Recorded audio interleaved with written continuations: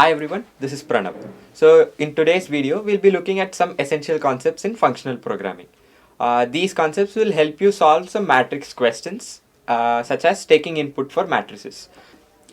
So the first thing we'll be looking at is the map function. So what map does is, it takes a particular function and an iterable. It applies the function to every item of the particular iterable provided. So we'll look into that in depth. So let us say I give map,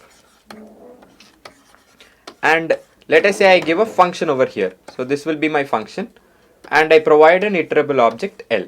So what map would do is take this function and take each element provided in this list and apply this function to each and every one of the objects present here. And what map returns is a map type object. So we'll have to typecast it to whichever iterable format we need. So invariably we'll need a list out of what map returns. So we'll use the typecasting as list of map of the function which we need to apply and then iterable object which we provide. So this will be the syntax or the generic format we'll be using to cover map. So we'll look into an example of taking input for matrices. So for taking input for matrices, we know we take a single row with comma separated values. So how map splits that is what we'll be covering right now. So let us say I provide an input as 1, 2, 3, 4. So this corresponds to a row having 4 elements. So I want to put this row inside a matrix. So I have a matrix M, and I want this row stored as elements of this particular matrix. So what I'll do is take them as input using a string input method. So we'll use the generic input of method in Python to take these 4 as a string and numbers separated by commas. Now we'll split this using the split function or the split method using split of comma. So we know that the split method returns as a list. And this list is what we'll be using in our map function. So what we want to map is the integer typecasting to each and every element here. Note that we take this as a string input. So when we split based on commas, we'll have 1 as a string, and then 2 as a string, and then 3 as a string, and so on. But in our matrix, we want these as integers so that we can do mathematical operations using them. So to convert these to integers, we'll use the integer typecasting. So that will be the function which we apply on this iterable list.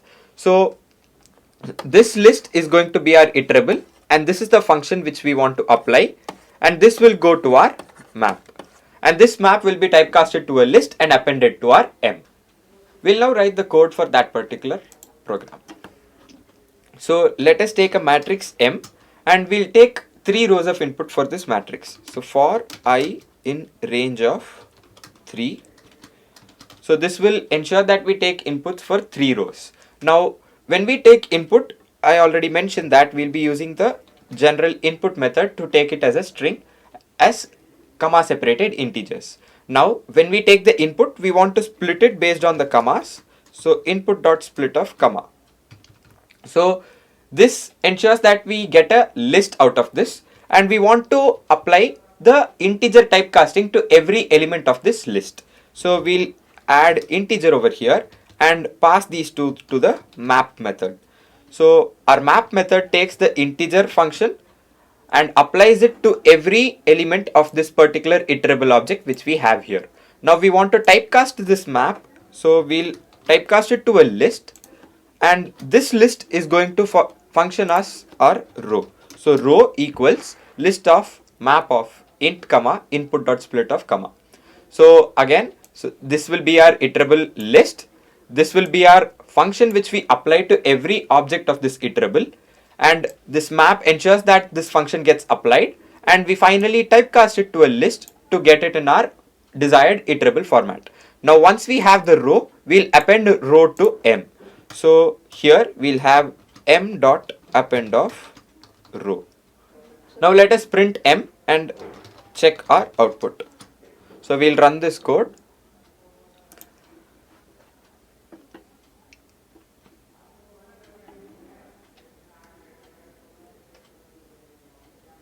So I'll give 3 rows of input, and each row will have 3 elements. So I'll give 1, 2, 3, and then 4, 5, 6, and then 7, 8, 9.